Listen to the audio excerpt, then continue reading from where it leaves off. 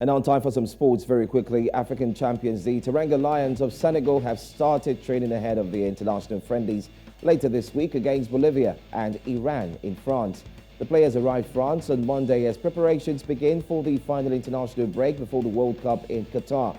In a video posted on Twitter, the players, including new members of the team, were seen trooping to their base. Coach Aliou Césaire held his first training session with the players as he fine-tunes his team for Bolivia on Friday at the Stade de la Source. Meanwhile, Bayern Munich star Sadio Mane is yet to report to camp after a tough weekend in the Bundesliga with Bayern Munich. Well, that's a good story. Let's also quickly let you in on the next one, that Senegal forward Keita Balde could miss the World Cup after being suspended for 3 good months over an anti-doping test violation. The incident occurred on April the 3rd this year while he was at Serie A side Cagliari. He broke protocol after the club's 5-1 loss to Udinese. Although the sample showed no signs of banned substances, the Senegal international is nonetheless penalised for breaking the strict protocol around the test. This makes you wonder, no signs, but yet he is actually going to face a lot of sanctions. Well, it means the forward who signed for Russian side Spartak Moscow as a free agent this summer must sit out a 90-day ban that will expire on December 5 in all official matches. So after December 5, he will get to go back and play, and that's one good thing, but definitely they need to look into the reason why there were no signs. Could it be there's something he took that spiked it up or something? Anyway, Turkish Super League club Sivasspor have confirmed Ahmed Musa suffered an injury in Sunday's defeat at Ankaragucu.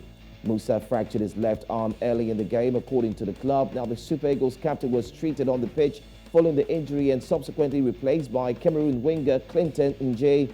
Sivasspor announced that Musa has already started rehabilitation but didn't state the time he will spend on the sidelines. The injury has effectively ruled out Musa from Nigeria's international friendly against Algeria. What a sad occurrence that is. But let's bring to you the last story quickly for this morning.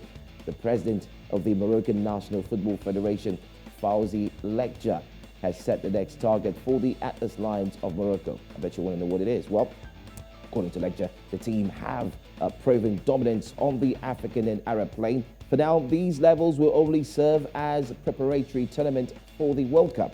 He believes the federation must now set its sights on big leagues and aim for the last 4 of the World Cup in Qatar. So it's all about getting ready, and that's exactly what he is set to do. But there you have it, latest stories concerning Africans from different parts of the world who are definitely doing amazing things in the world of sports. And the international break kicks off very nicely.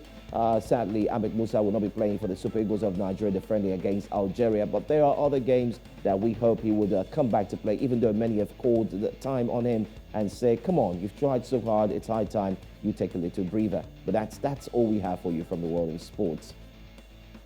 Very interesting there, and we, of course, completely wish them luck. The 3-month ban, I'm not sure how he's going to deal with that, but, I guess rules are rules.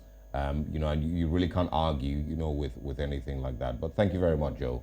Thanks for having me. Just to slip that in before I leave, talking about rules, I learned something from football yesterday, and I think it will be good for our viewers to equally learn it as well. For all supporters of Arsenal Football Club, I'm not talking about Osage, by the way, and Ole. Nah, I'm not talking to you guys. I'm talking about Arsenal Football Club. Now, their main striker, who they got from Manchester City, known as Gabriel Jesus, he's got 4 yellow cards.